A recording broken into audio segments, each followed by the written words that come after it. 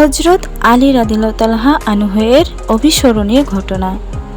মহানবী হযরত মুহাম্মদ সাল্লাল্লাহু আলাইহি সাল্লাম এর জামাতা হযরত আলী রাদিয়াল্লাহু আনহু, তিনি তখন রাষ্ট্রপ্রধান, মুসলিম বিশ্বের অধিপতি। হযরত আলী রাদিয়াল্লাহু আনহু এর একটি লৌহবর্ম হারিয়ে যায়, পান একজন ইহুদি, তাও সেই ইহুদি কুফর বাজারে লৌহবর্মটি বিক্রি করছে। হযরত আলী রাদিয়াল্লাহু আনহু নিজের লৌহবর্ম বিক্রি করতে দেখে ইহুদিকে বললেন, লৌহবর্মটি তো আমার, আমি এটা কারো কাছে বেচিও নি, কাউকে দানও করিনি। এটা আমার উটের পিঠ থেকে অমুক দিন অমুক স্থানে পড়ে গিয়েছিল, সুতরাং লৌহবর্মটি ফিরিয়ে দিন। ইহুদি বললেন, এটা আমার জিনিস, আমার হাতে। হযরত আলী রাদিয়াল্লাহু আনহু বললেন, লৌহবর্মটি আমাকে ফিরিয়ে দিন, বর্মটি আমারই।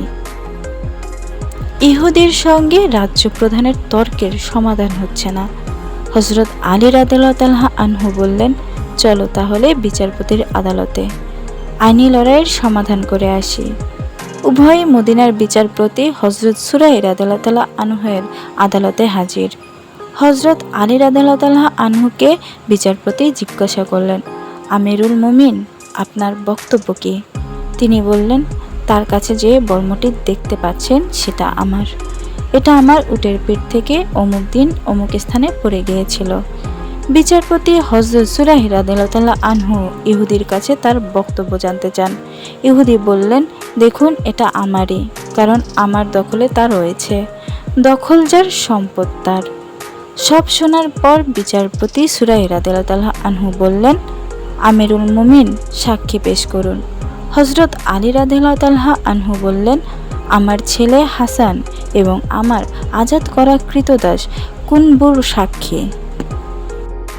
বিচারপতি হযরত সুরাই রাদিয়াল্লাহু আনহু বললেন, আমিরুল মুমিন, পিতার পক্ষে পুত্রের সাক্ষ্য এবং মনিবের পক্ষে গোলামের সাক্ষ্য গ্রহণযোগ্য নয়।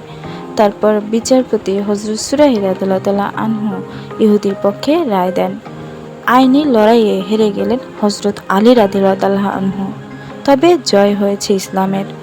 রায় শুনে সেদিন ওই ইহুদি বলেছিল, আমিরুল মুমিন, আমাকে আদালতে নিয়ে এলেন, আদালত আপনার বিপক্ষে রায় দিল, অথচ আপনি রাষ্ট্রপ্রধান, 22 লক্ষ বর্গমাইলের মুসলিম বিশ্বের অধিপতি। আমি সাক্ষ্য দিচ্ছি, ইসলাম সত্য ধর্ম, আমাকে এই সত্য ধর্মের কালিমা পড়িয়ে দিন।